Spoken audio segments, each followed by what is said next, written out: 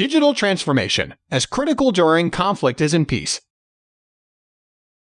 Recent history is showing that the digitization of government services serves as a critical foundation for navigating not just development, but also crises such as armed conflict and pandemics.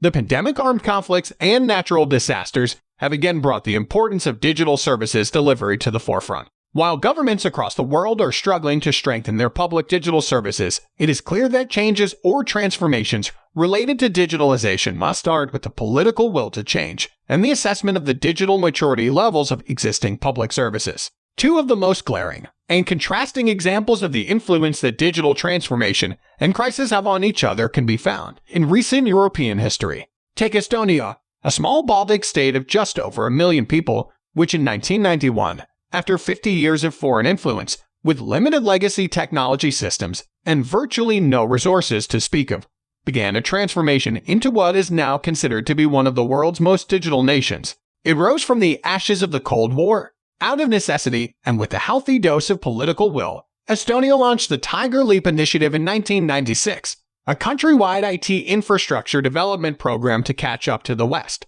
The initiative sought to update local IT infrastructure and establish computer skills as a priority in schools. And in 2001, Estonia created X-Road, a secure and interoperable open-source data exchange platform. Considered to be the backbone of e-Estonia, X-Road allows the nation's various public and private sector e-service information systems to link up and function in harmony. The results of the Estonian initiative are astonishing. 99% of the government services are online. Over 3,000 different services are offered, saving 3 million working hours annually. Only 2 services are currently not offered online: getting married and divorced.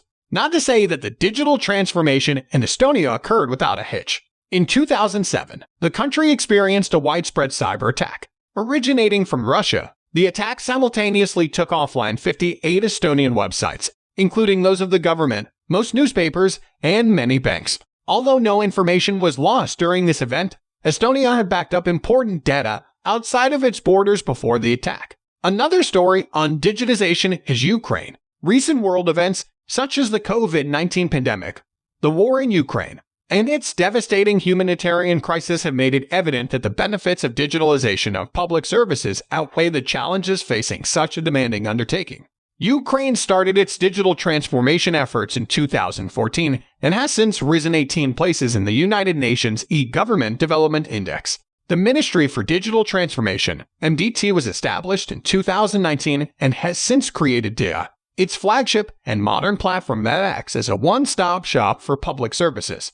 DIA, which interestingly enough was modeled after Estonia's X-Road platform, offers over 70 different government services, including hosting digital passports and driving licenses that carry the identical legal status to the paper versions. Ukrainians, many of whom have been forced to relocate due to the Russian invasion, are now able to electronically and through an app change their registered address without the need to appear in person. Ukraine's digitization efforts that precede the start of the war also allow the government to stay in touch with its large population and rapidly assimilate new forms of assistance. It hosts live streams of Ukrainian TV and radio stations and allows the distribution of relief payments to employees and the self-employed in regions affected by the war, using an e-support platform which was used during the pandemic. Because DIA already holds payroll, business registration, and residence records, users can verify eligibility and apply for support directly through the app.